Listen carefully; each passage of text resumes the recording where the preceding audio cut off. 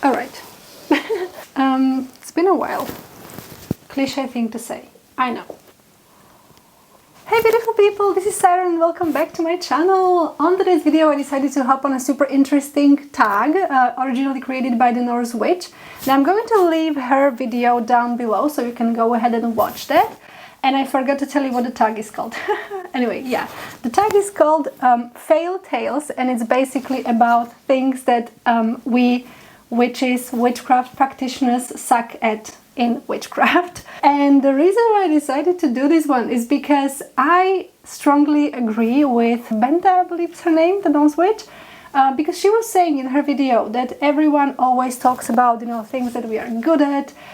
We often want to like give advice or teach something and like be, you know, like helping other witches out, etc. Which is amazing and it's perfect because, I mean, I do believe it's necessary to have as many resources as possible and also hear about other practitioners' practices, basically. Because obviously, I mean, it's helpful, right? However, as she said in her video, we don't really ever talk about things that we are actually not good at. It is actually important to also talk about things that we are not so good at, as opposed to only be always like highlighting what we are good at in our practice, because it can happen a lot that you enter the social media and you see witches, you know, at their best. Basically, you see aesthetically pleasing spell settings and you hear them talking about successful magical workings and how they are, you know, good at so many things. But what can happen with that, like what can be a little bit problematic, is that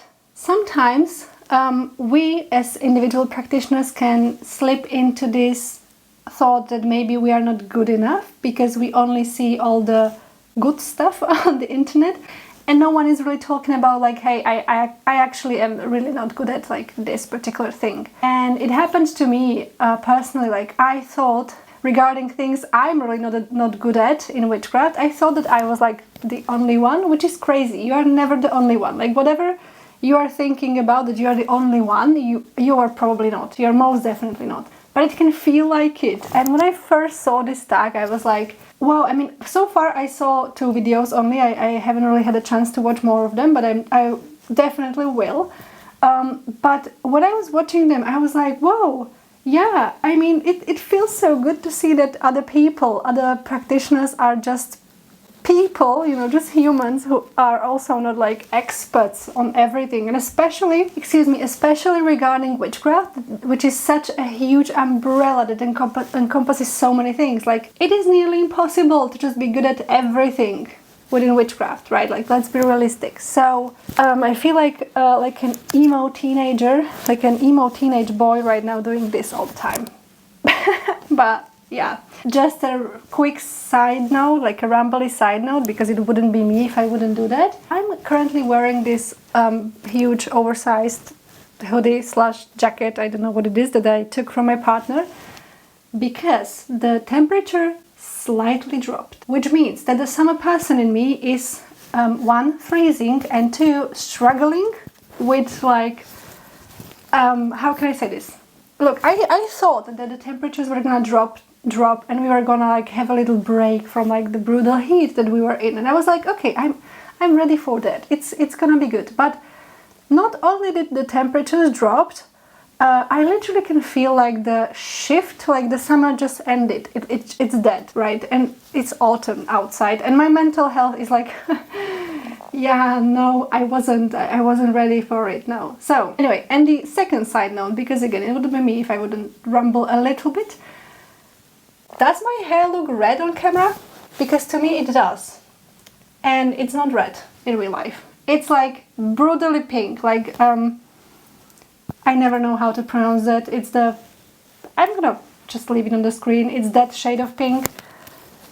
And why am I again talking about my hair? Well, I don't know. Anyway, without further ado, no, actually, I would almost forget, grab yourself something delicious to drink. I have water again because I cannot live without water. But we are soon going to enter the tea season. See, something positive about fall. And also, obviously, I'm so ready for like Halloween and shit, of course. I'm just not fan of like the summer being that, you know.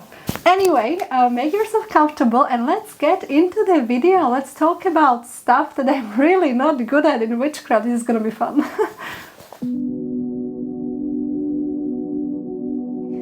Okay, so let's begin. I actually have notes for this video, which is something that never happens. I don't know if it's the Virgo season or something. I'm getting slightly organized. Can you believe it? Anyway, so I actually wrote down 6 things that that I consider to be like kind of disastrous things in my witchcraft, or like I really am not good at them. Let's just begin with my biggest problem, or like the thing I struggle with the most in witchcraft, and that is keeping track of important astrological events, or rather syncing the magical workings with them. Guys, you have no idea how bad I am with this. I mean, seriously, okay, so to be fair, sometimes I do kind of know when like major astrological events are happening. Now, I'm not speaking solely about the moon phases now. I'm going to get into that in a little moment.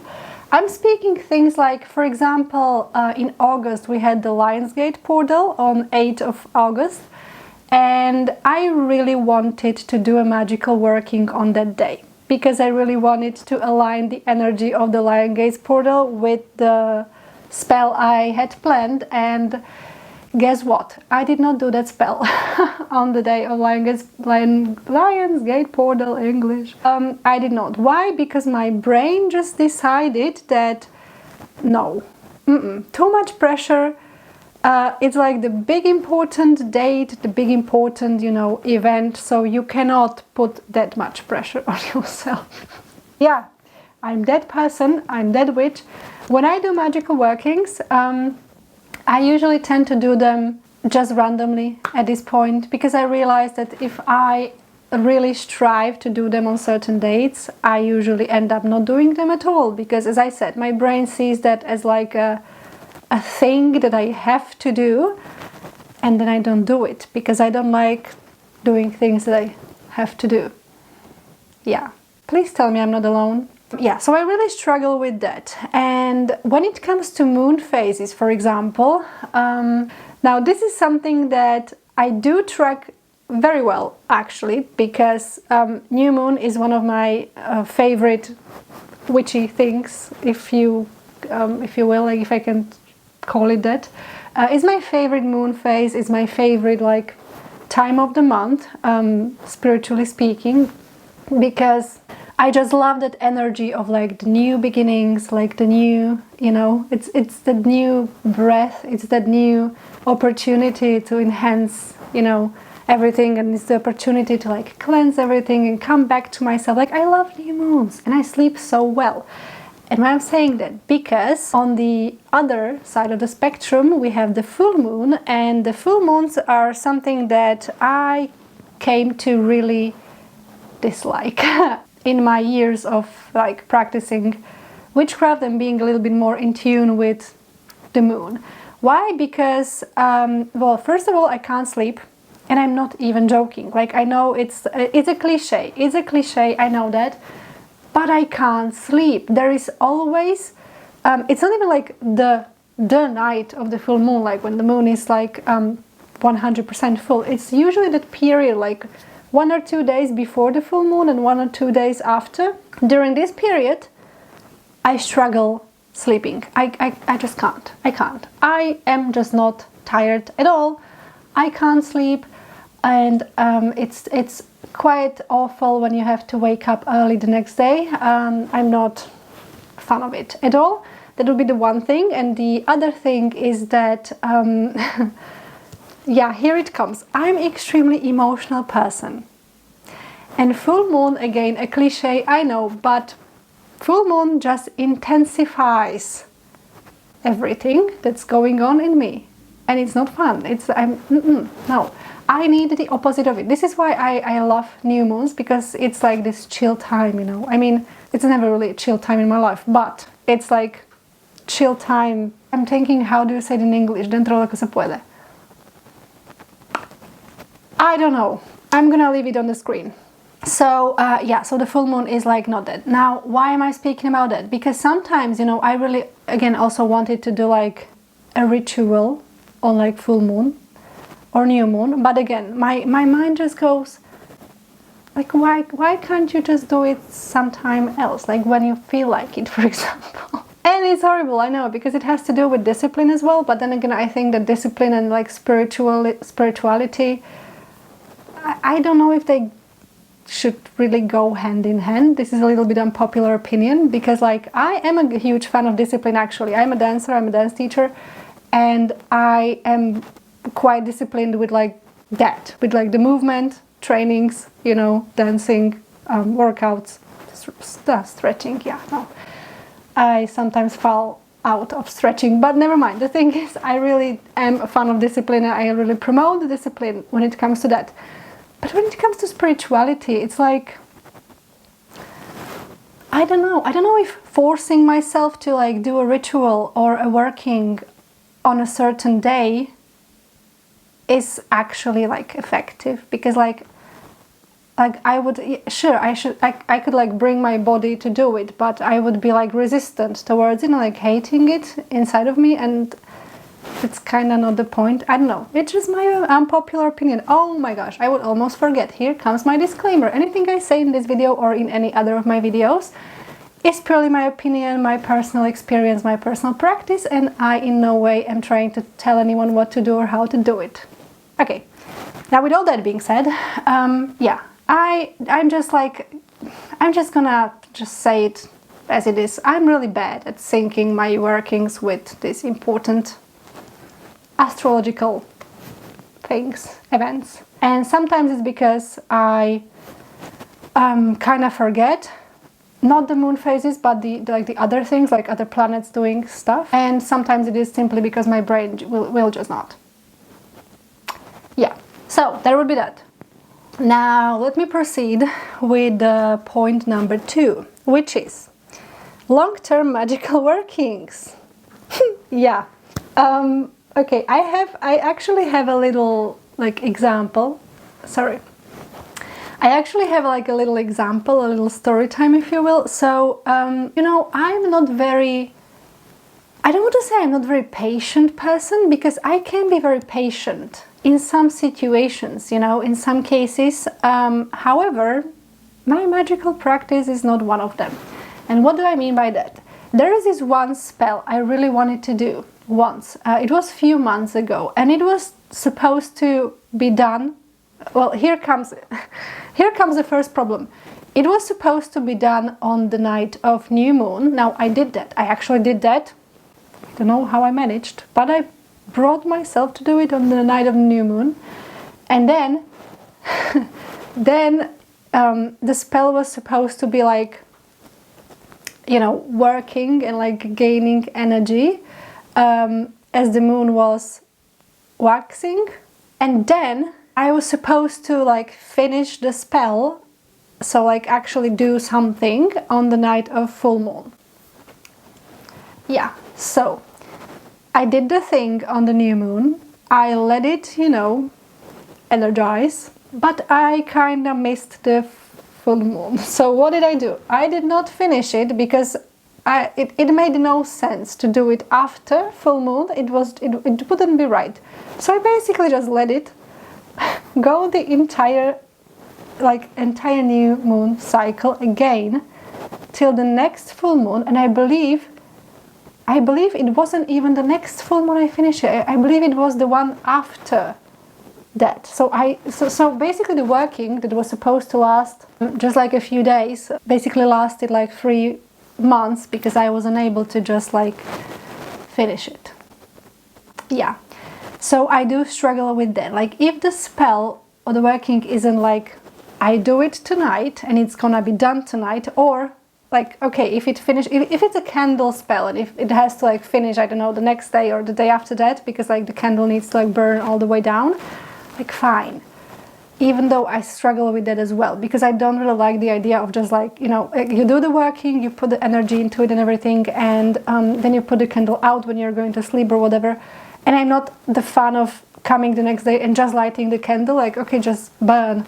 No, like I really need to like do the process all over again, kinda. This is like my style, you know, I need to put like more energy into it, and this is like the problem, because sometimes the next day I don't want to say I don't have time, because you make time if you really need to, but I'm just not in the mood for it, and it's like the working, you know.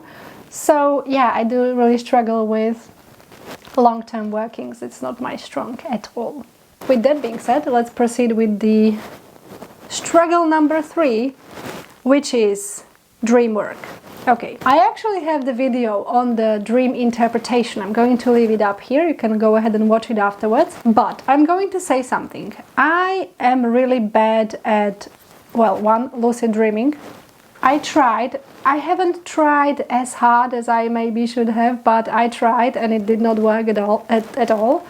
And the other thing is that I would love to be interpreting my dreams more, because it's amazing and it's interesting, and I enjoy it, I love it. And again, go ahead and watch that video. It was kind of weird, but great, I enjoyed it. However, what happens is that my problem with the dreams in general is that I have a very anxious mind, and usually my dreams reflect my anxious mind. So therefore, when I wake up, I don't always feel the need or the urge to like interpret my dreams, or like, you know, see what hidden message is there, because I know what caused the dream. The majority of the time I know exactly why did I dream what I dreamt, you know. And I very rarely have like, I don't even want to say prophetic dreams, because I never really have those, but I very rarely have like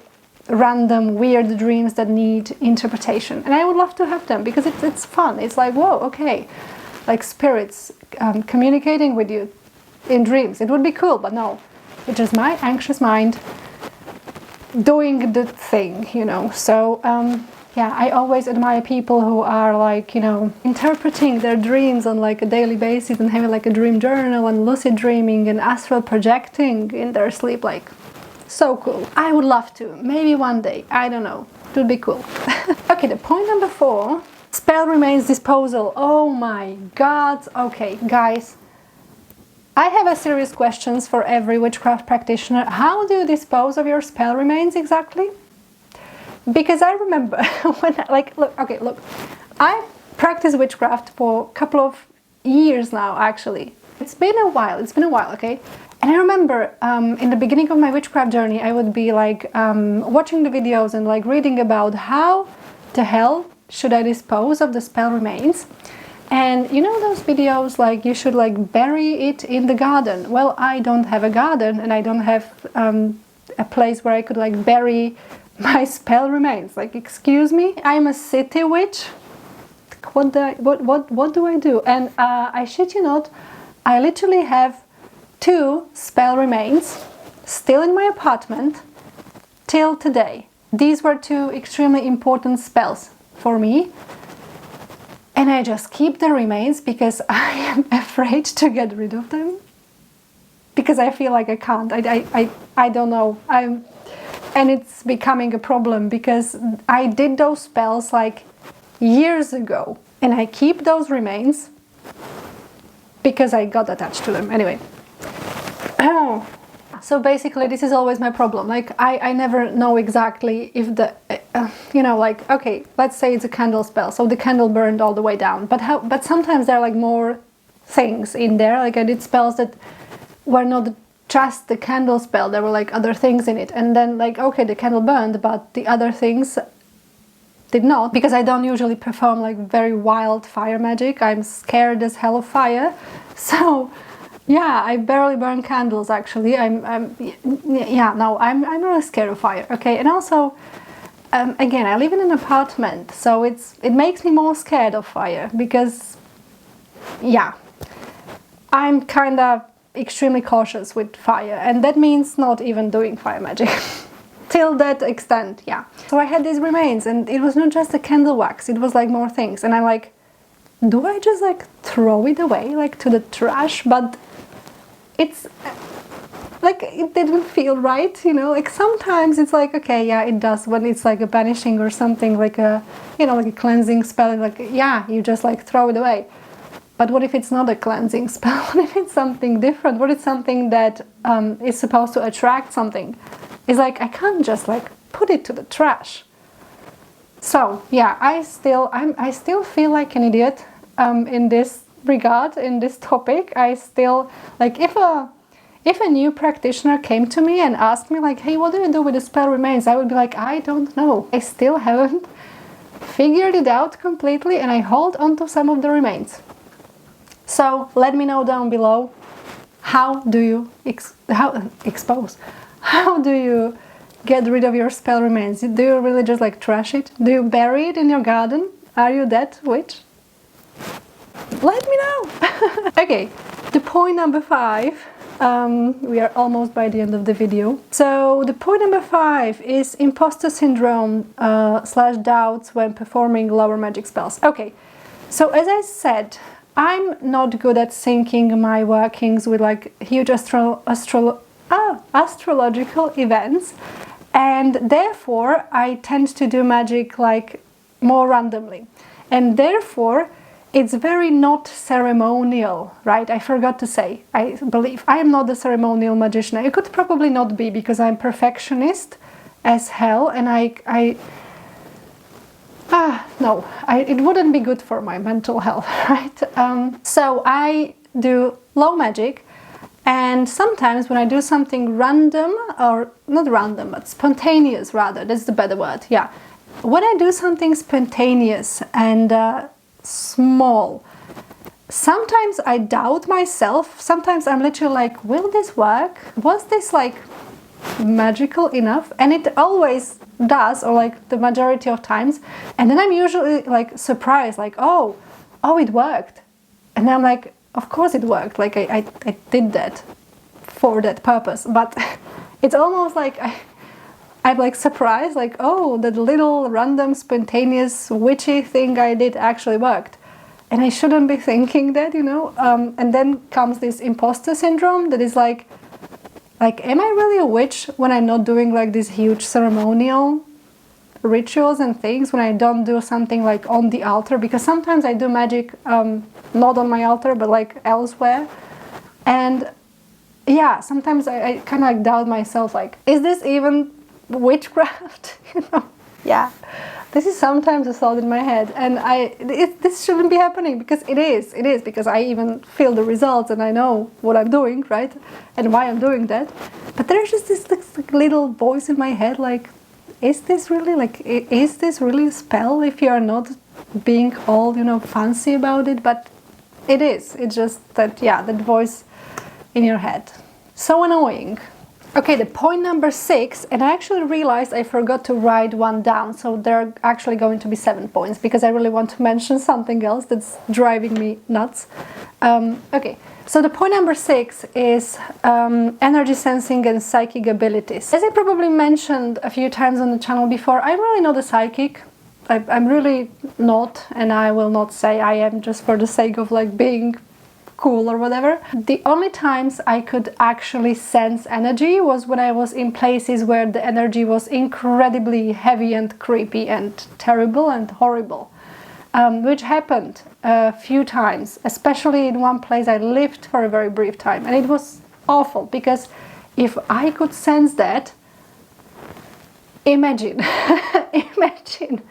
how horrible that energy had to be. And it also happened to me once when I was with someone who was having like a really, I don't want to say bad vibe, because it sounds like so new age, like, hey, you have like a bad vibes about you. But it was like I had to be sitting in one like room with that person, and I could literally all the my body temperature dropped. It was wild, and I will speak about it someday. But this is just a little like a teaser, whatever. But normally I am not very energy sensitive person, and it sucks, because when you are doing witchcraft, it would be really handy, because it's literally like energy manipulation. And sometimes when you are like, you know, like working energy and you can't really feel it, it's weird. It's weird, okay? And maybe you can come at me now and say like, well, then you are probably not even doing witchcraft, or whatever you think. I know what I'm doing, I know what works for me, I know I have results from things I do. So I will not like argue you, but I'm just saying like the real energy sensing, like really feeling, like, I don't know, the tickling or whatever people feel, I don't know what they're talking about, seriously. Again, unless I'm dealing with some really bad shit, then then I can feel it, and it's not fun. So there'll be that. And the point number 7, let me just sip my water a bit. So the point number 7 that I didn't write, that I haven't written down, but I really want to mention it, is, I don't even know how would I like call it like quickly, but it's basically when you are doing a tarot reading for yourself and about something that you're really biased about, and you get those instant messages that are incredibly contradictory, and you are just like sitting there confused. Yeah. So how would I call this point? It's like not really being good at reading tarot for myself in certain situations. Maybe this is kind of long phrase, but yeah, that, because it happened to me not so long ago that I was like super invested in something, and it's like something big was happening in my life, and I was like, I'm gonna pull a card on it. One card, okay, one card, just to have a hint of like just an instant message, no overthinking. I just want a clear instant message, and I pulled one card, and I literally got 2 instant contradictory messages in my head. It was like, it's this and or this, and it's like, so which one it is? And now you might say, okay, you might just like pull another card, right? Like the clarifying card. Well, I don't really do that usually, because then I would just never stop pulling cards, you know. When I do one card reading, I try to stick to it.